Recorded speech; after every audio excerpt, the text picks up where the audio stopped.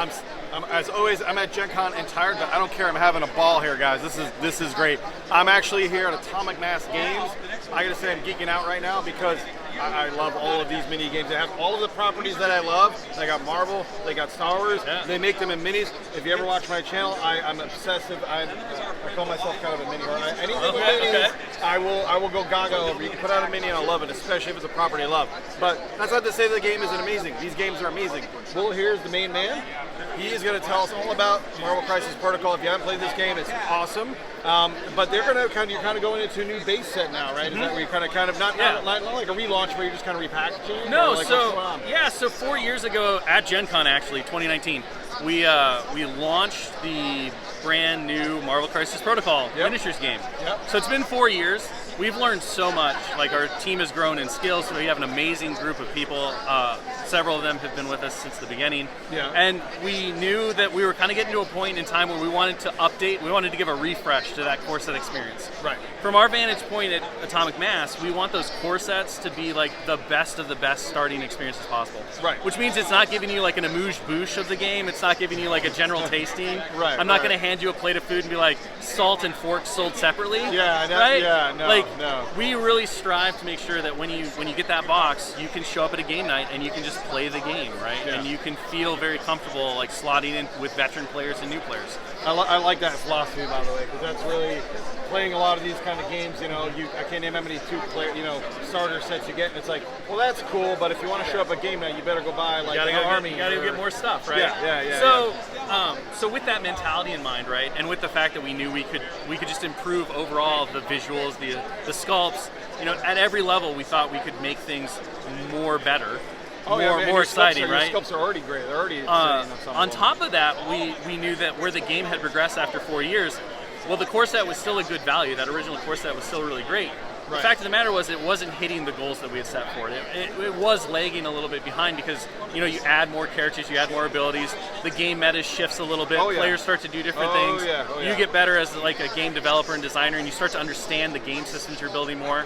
So we wanted to dive back in, take that same cast of iconic characters, Iron Man, Black Widow, Captain America, Red Skull, and revamp them for a new core set for the modern age, basically. Right. And the great thing about that is it's not a new edition, like you said. It's just a refresh on the core set. So everything that exists in Marvel Crisis Protocol exists just as it is. This is just a brand new entry point for players who haven't been in the game yet, or who are maybe just looking to have that next springboard to their next 4 years of excitement, or however long we managed to make it with this core set. But it also gives something like if they already have the core set, like they could get this and still get something out of it. Yeah, it brings a ton of value to all players, right? Because you're getting new versions of these characters. There's new leaderships for affiliations, as we'll talk about. Yeah. There's exciting new tokens. Like there's some updated templates. There's at every turn, with the exception of the dice, we kind of updated everything. That's awesome. That's good, especially for not a new edition. Because we all played those games, X-Wing 2.0, all this other stuff where you kind of have to go into it. Being able to do this and have it be fresh, but not having to throw everything else out is amazing. It's the exact same game, right? It's just making that entry point experience, that core set experience, the best it can be, which matches our philosophy on what core sets should be. Yeah, and you guys are awesome with that. I absolutely love it. Now I'm excited to get into this. So tell me. Well, I mean, first we show the sculpts. Obviously, the sculpts are amazing. I love the new sculpts on all of them. Especially I was eyeing that Black Widow. Whoever had the inspiration for that Black Widow, man, that is freaking awesome. I love that.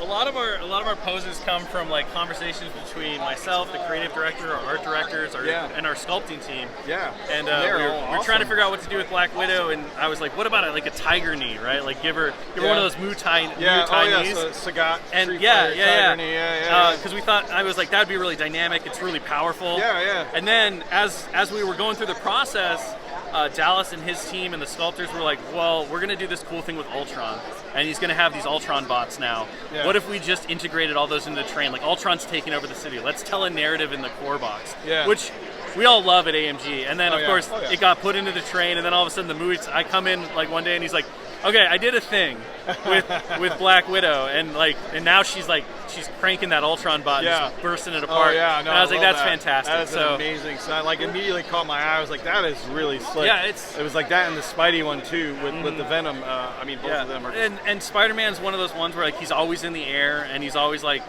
doing acrobatic stuff. Oh yeah. But, and that's easy to do when you draw a picture, but when you have to put it in 3D space, all of a sudden the question becomes like, well, what's he attached to? How are we gonna? We don't have the magnet technology yet. How do we attach him to a base? Exactly. How do we attach him to a base? Yeah. So the Venom symbiote kind of came out of the idea of okay, well, what if we did a little teaser, because Symbiote Spider-Man still hasn't made it into MCP yet. No. So now maybe this is a precursor for something to come. You see him trying to get out of it. That'll be very cool. So it was a very fun, another narrative kind of storytelling, because we really want each miniature to tell a story, to be thematic of the characters and stuff. I think that lends into the gameplay that we'll probably be covering here soon, in terms of how, when everything comes together, you and your opponent get to tell these really cool Marvel stories. And that's important for these kind of games. And you captured the heroism. Yeah. The sculpts are just they're action. They're straight out of a comic book. You get him excited too. He's behind the camera over here. He usually says nothing. He says nothing. He's in it. Now he's in it. We got it. Oh, man, I love it. I'm never silent behind the camera. Right. So go ahead and go through. So for somebody who's watching, maybe didn't get into it. Go ahead and explain the game a little bit and everything. So in general, the game obviously is about big superhero combat, right? You think about the climactic moments in a comic book arc, where all of the heroes and villains get together and they scrum it up, or any time at the end of a movie or any kind of media, the TV shows, cartoons, animated shows, all that stuff. Right? So it's a fast, kinetic, dynamic kind of thing. And one of the things we really want to capture, and we're inspired by from the design standpoint, is a lot of the really classic arcade fighting games, right? Right. Yeah. So we wanted to make sure that we had that kind of dynamism and those big ultra attacks that you have to build up to, and all the superpowers that go in.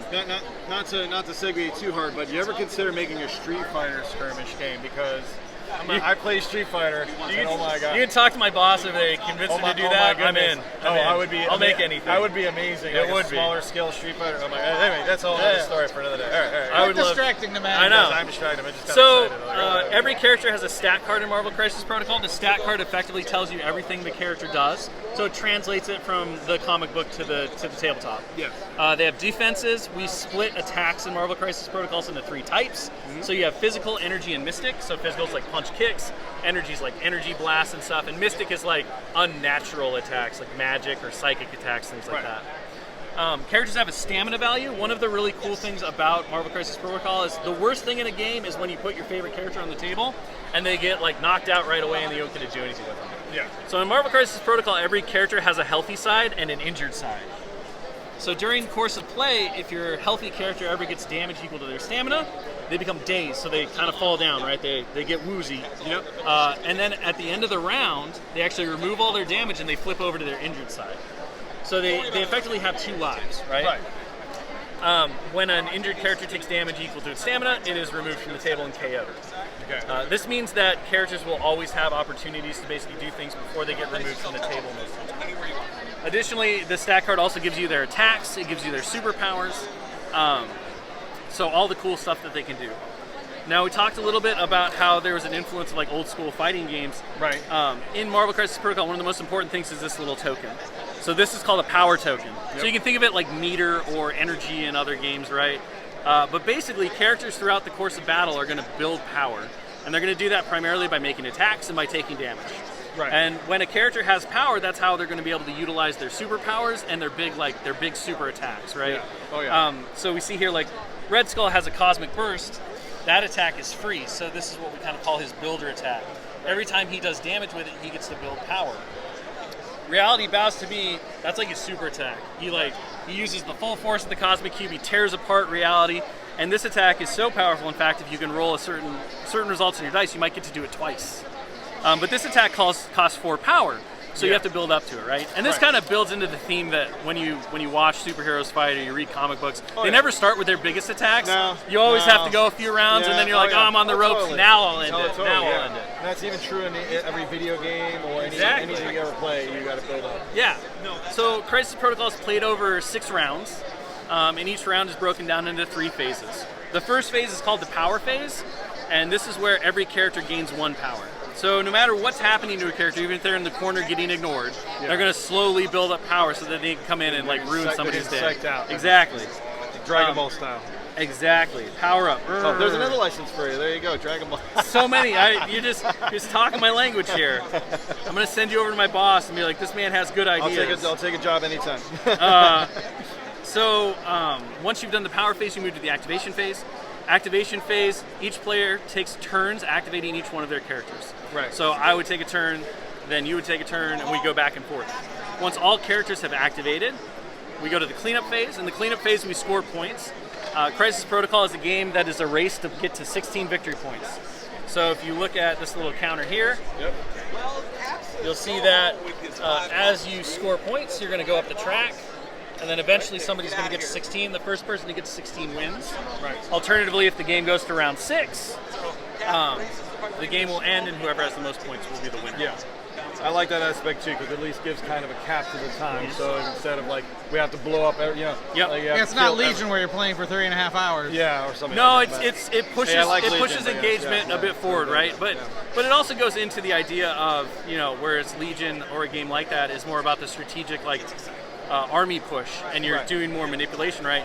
This is a fast and furious superhero battle, right? So you want the engagement to happen very quickly, and making it a race to 16 allows players to do that, right? It motivates you to be like, okay, I don't want to go there, but I have to go there so that we can fight. Yeah. Oh yeah. In the activation phase, when a character activates, so let's say Red Skull's going to activate here, they get 2 actions. Actions are move, attack. You can shake negative status effects on you. And then there are some abilities and things in the game that do require actions that are not those things. For example, Captain America has a charge ability that allows him to basically combine a move and an attack for 1 action. Charging star. Charging star. All right, so let's just say we're going to move Red Skull here so he can go say hello to his best friend, Herr Rogers. Oh yeah. When you move in Crisis Protocol, your stat card tells you which movement tool you use. So movement is really simple in this game because you have a short, medium, and a long tool, which is right here. So instead of having to fiddle with like tape measures or anything like that, you just use the tool. You take the tool, that's appropriate. Red Skull moves medium. You place it touching the base of the character. You can bend the knuckle if you have to go around corners or anything like that. And then all you do is you simply pick up the miniature and place them touching anywhere on the template itself. Right. So that's our move. Very familiar with that, and I love that because it makes it easy for people, especially like me. As much as I play Wargames, I can't play Warhammer or anything where you pull out tape measures. I'm like, forget it. I'm too old for that. I'm sorry. You know what I mean? It's one less thing. Yeah, one less thing. When you make attacks or want to measure any range, same thing here. We have a bunch of different movement tools or range tools here. They all have numbers 2 through 5. You simply take one of the tools, place it touching the base of the character, and if anything that's within or touched by the template is within range. So we can see that Captain Marvel here and Captain America are both within range 4 of Red Skull. Now this is important because Cosmic Burst, which is our attack we're going to use here, has a range of 4, and it is an energy attack. This strength symbol here tells us how many dice we're going to roll. So we're going to roll 5 dice, and we have 0, and it costs us 0 power. So this is a free attack. We're going to roll our attack dice. Results on dice vary. So we have the crit symbol. Crits are the best result you can get. They count as successes for both attack and defense. And the first time you roll a crit, so in that initial roll, you get to roll 1 extra die for each crit. Nice. So I rolled 2 crits, so I'm going to go ahead and roll 2 extra dice. In addition to that, we have wilds. So wilds are successes for both attack and defense. And there are many triggers on attacks that require wilds. So they can trigger special abilities on your characters. There's hits, which are just successes on attacks. There are blocks. Oh, I'll get my thumb out of the way. There are blocks, which are successes on defense. There are blanks, which are sad nothings. They're just blank. And then last but not least, there's the dreaded fail. And fails are never successes, but worst of all, fails can't be modified. So you can't change their face, you can't re-roll them. You're just stuck with the fail, like it's a complete miss. And then these crits do count as hits as so well? These crits do count as hits. So in this example of our roll here, we have 5 successes. Now Captain America has an energy defense of 4. So Captain America will wind up rolling 4 dice for his defense.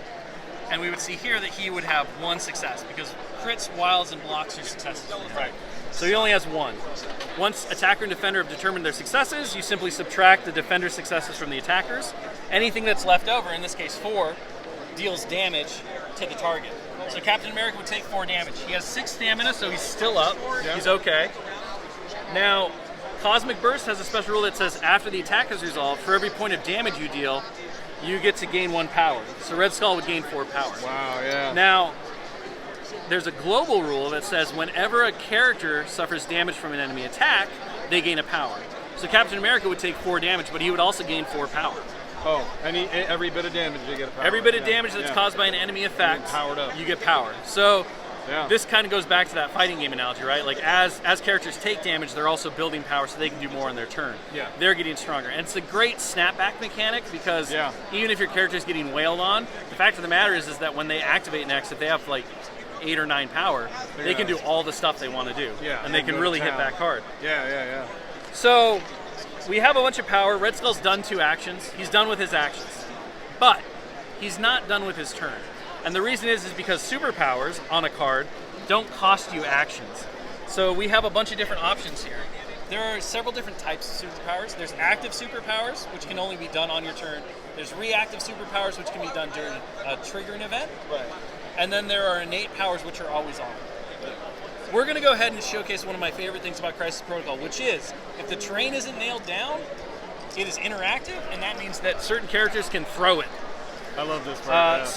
We're going to go ahead and use Reshape the World from Red Skull. That's going to cost us 3 power. We're going to remove 3 power from Red Skull. And what that says is that we get to choose an interactive terrain feature, which again is any terrain feature that we can remove from the table. We're going to pick this coffee stand of size 3 or less within range 3. So we got it within range 3. I'm going to quickly do that. So what happens is we pick this up. Captain Marvel just kind of like goes to the ground. Red Skull holds it right here. He gets to throw it medium, so we take the medium movement tool and we place it in base to base with the Red Skull. And you can just kind of imagine that the terrain goes this way. And the first thing that gets touched by that tool gets collided with this. Yeah. So Captain America takes a full Ultron bot-filled coffee stand to the face. Dang. He suffers a collision. The way the collisions work is they just deal damage equal to 1 plus the terrain size. Okay. So the terrain is size 3, so Captain America takes 4 damage. Yeah. Now he's not just going to stand there and like not do anything. He's Yeah. going to pull up the shield and brace, or he's going to try to dodge out of the way. Yeah. So he gets to make a dodge roll that uses his physical defense. So he rolls his physical defense. We see here that, he was Cap. prepared. He was so he prepped. blocks all 4 of that damage. He was already takes prepared. nothing. Look at that. He takes nothing. Now had he taken 2 damage, let's say, he would be at 6. Right. That means that he would take damage equal to his stamina. He would now be dazed. Yeah. He'd put a dazed token next to him. If he hadn't activated yet this turn, he wouldn't get to activate at all. So he kind of skipped the round. When we get to the cleanup phase, we would see that he would remove all his damage, but he would keep all his power, Right. and then he would flip to his injured side, and we'd start the next round. Right. Which means that Captain America would have at least 6, if not more power, on him. and he'd be just going. And he'd going just to be town. ready to go. Yeah, he'd be ready to wail. I could do this all day, right? Exactly. Yeah. And actually, when he flips to his injured side, I'm sure one there's of- probably. he does actually gain the superpower called I can do this all day. Yeah. Awesome. Yeah. And what that does is it means that he counts blanks in his defense rolls as successes. Oh, so he geez. becomes really tanky at that point. Yeah. Oh, that was awesome. But yeah, certain characters do gain abilities when they flip to their injured side. Not a lot of them, but ones where it makes sense. And Captain America is definitely one where it's like when he dusts himself off, you know he's saying it. Yeah. And you know he's like, Especially oh, an he's there to iconic fight. phrase like that. Exactly. Yeah. You gotta keep it. You gotta keep it. Yeah. So at the end of the round, players would score. We would go back and forth doing that, utilizing our different things. There's some really neat things in the new core set that were introduced after the original core set was made. So for example, we have Ultron and his little Ultron drones here. Yeah. So these are called grunts. And these kind of represent like shield agents, Hydra goons, like Right. the masses of characters that like the superheroes punch their way The through. cannon yeah. fodder. Exactly. Yeah. So Ultron has this ability where he gets to place these Ultron grunts in play, and then they get to activate with him and Right. kind of get their own 2 actions and stuff. So they're a force enhancer for him. Right. And then Ultron also can destroy terrain by throwing it into people. if Ultron drones are defeated or taken off the table, Right. he actually replaces them by destroying terrain. Wow. Makes sense. So And the terrain, when you destroy it, it just goes away. Yep. And then Yeah. you get to bring back the Ultron drones. Yeah. The other thing that's really cool in the new core set that wasn't in the original is Captain Marvel has what we created was the transform mechanic. So we have characters like Ant-Man and the Wasp. They go from normal size to tiny size. Yeah. And that's called that's called transforming in this game. Awesome. And so with the new Captain Marvel, the new version of Captain Marvel, she actually introduces transforming to players by transforming from regular into binary. Oh, nice. So when she gains enough power, she goes supercharged and she goes into her binary form. She starts to glow really brightly, and she gets a whole new suit of abilities because you actually switch her card out. You transform her card. That's very cool, yeah. And so each version has its own like unique things And that that's it does. triggered by gaining enough power. And hers specifically is gaining enough power. So if she builds enough energy, she transforms into binary. Yeah. Sweet. Characters like Ant-Man and the Wasp, they can spend power to transform.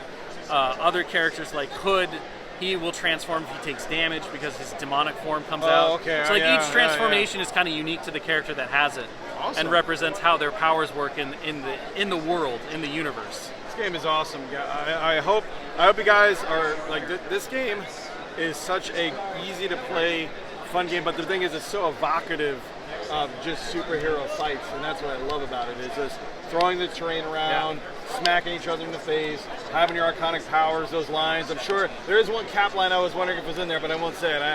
I was thinking about it, which is probably not in the card. But there's, you're just capturing all of those awesome fights through comics and movies with awesome terrain, awesome sculpts, and you're just bringing it. You're really bringing it. This is honestly probably the best thing I could think of. We really want, we want players to feel like they're in the Marvel universe and they're telling the Marvel story that they want. And one of the really important things about that, and I think one of the most fun aspects of the game in general, and what the kind of skirmish level game allows us to do, and the Marvel universe in general, is that we have on our demo table here, we have the good guys versus the bad guys, right? Heroes versus villains. But you as a player can mix and match anybody you want. Yeah. So you can create the Marvel team of your dreams. You can take your favorite characters and put them all together. And then have that's you okay. can have a clash of heroes, right? There's no restrictions on what you as a player decide to put into your squad or your roster. Yeah. There's a threat value, so you do play an equal threat value, right? Right. Sure. To keep the game balanced, but at the end of the day, those characters that wind up in there, that's all up to you. So you can have Red Skull, mind control Captain America and Iron Man, and have those two on his team. You can have, Dr. Octopus decide to put aside his frustrations with Peter Parker to face the threat that is Ultron. Yeah. All the stories that you can tell, Yeah. you can I do, love that. and you can pull it together. And then, of course, as a hobby miniatures game, you get the opportunity to construct these characters, you build them off of frames, and you get to paint them.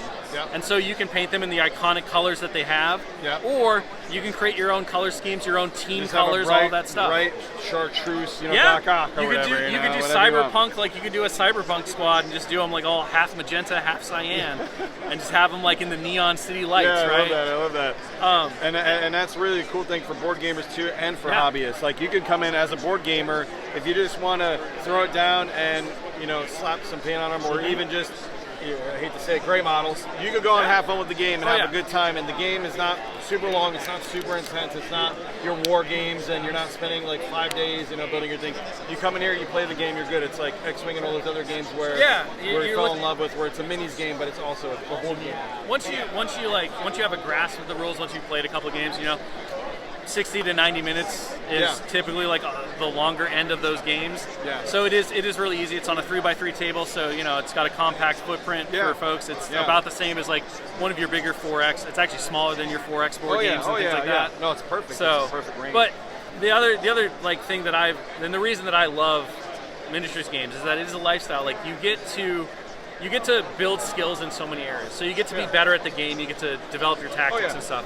You also get to build your artistry, right? You get to, where I was as a painter 20 years ago is definitely different from where I am now. I definitely experienced that. And so oh my goodness. you really get that dopamine hit of like watching yourself improve where you want to. You get to choose, right? Oh yeah. And that's true of assembly too. Like there are people who go through and they do crazy conversions on these things and they make them truly their own. Yeah, you can go as deep as you want. As deep as you want. Yeah, and so there's so many levels. and it makes it one of those experiences that is more than just what's in the box. It's what you bring to the box. Yeah. And I think that to me is like the magic of these games. It's the magic of miniature games, and you get to throw the train around on the table, which can't be any better than that. Honestly. I mean, and it's the same thing for me too. I used to be an artist. I work medical now, but like going back and being able to paint and improve my artistry is nice for me. I go back and I have the same curve. I'm like, see my first thing, 20th thing, and I'm like, oh my God, I'm so much better than I used to be. And to me, it's awesome. You know what I mean? But guys, listen, I hope this gave you a good in-depth look at it. When is the new set? So the new core set releases in October of this year. Okay. But of course, Marvel Crisis Protocol is still out. It's in all core hobby retailers, so your local gaming store probably has it and stuff. So you don't have to wait if you don't want to, but the new core set will be an excellent jumping off point for anyone who's interested and wants to get going out right away out of the box. Yeah, if you guys haven't seen this game, you have no problems waiting for the base set. If you can't wait, go to have a base set now and everything. This new set looks awesome though. If you want, if you're unsure, you want to just wait for the base set and grab this. But this game is awesome. I can't recommend it enough. I played this a few times myself, more than a few times, I'll be honest. And it's just a blast. And I think Tom, I'm gonna have to probably get him a base set now. Trying to drag him into things. I keep dragging him into things all the time. I went Iron Man and Wolverine. You're Iron Man and Wolverine. See, he's already making a dream team over there. We have several different Iron Mans of flavors. So you want your Hulkbuster, your Invincible, your General Iron Man. Shut up and take my money! You can have the Invincible license. Guys, listen, I'm just throwing licenses. Wait, you got now Invincible? at this point. Oh, no. Oh my goodness, I'm just saying. Yeah. So if they make it, you know who suggested it. Well, once first, Marvel right? buys them out, they'll own them all. Right. Thanks, guys, again for joining us here at at Gen Con. I'm saying our own title here. I'm so tired. We're here at Gen Con. We're having a ball, guys. Check out our other coverage here. We're going to be at Atomic Mass. We're going to take a look at Shatterpoint next. And guys, as always, game on.